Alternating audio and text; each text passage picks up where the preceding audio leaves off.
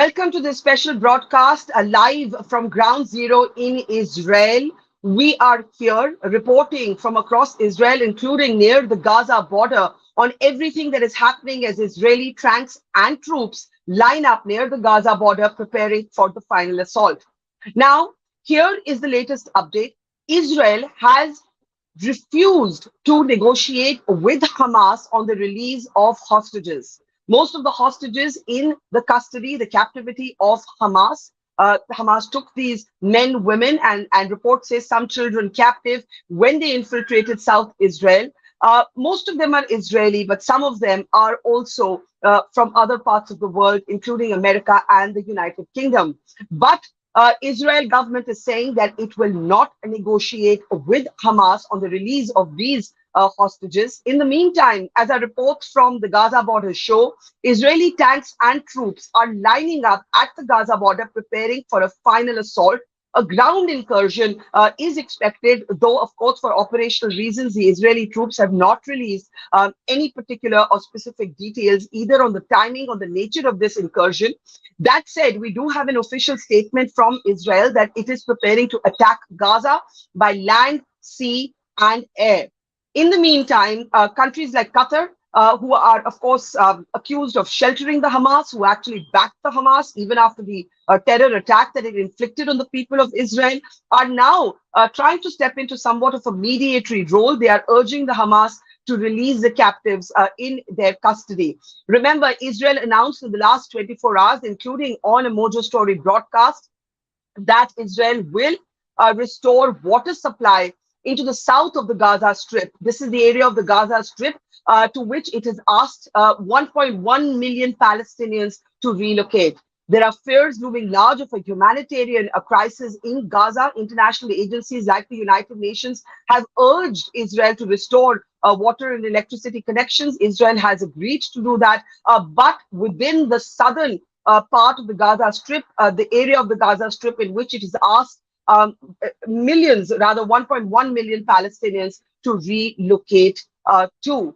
At this moment, Israel is undeterred by the criticism it has received from sections of the world opinion. China, for instance, saying Israel has crossed all boundaries of self-defense in its response. The Israeli people, whether left, right, or center, that we've been talking to, extremely angry with the Netanyahu government, blaming Netanyahu for what has happened. One Israeli told me that Benjamin Netanyahu will have to resign after this war is over.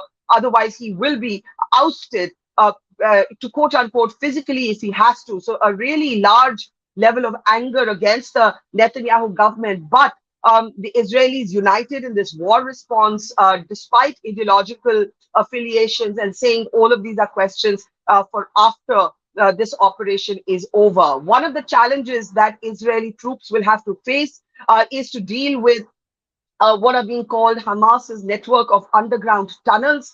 In fact, if you look at the video Hamas itself released of where its rockets that are used to attack Israel are stored, you can see a network of tunnels in which these rockets were in fact stored.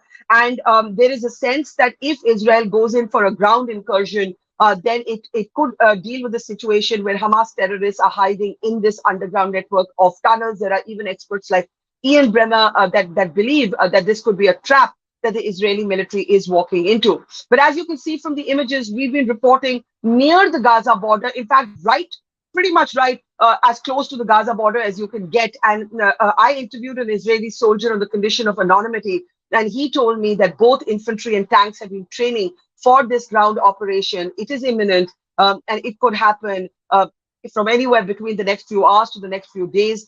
We do not know. Opinion, military and strategic opinion is divided on the efficacy of such an operation. But here on the ground in Israel, there is one united response. They will not settle till they dismantle Hamas. And the criticism that is coming from international agencies about the humanitarian crisis, they are undeterred. One Israeli told me, quoting Golda Meir, that after what you have done to us, you cannot tell us what to do. Israelis saying we owe nothing to our enemies.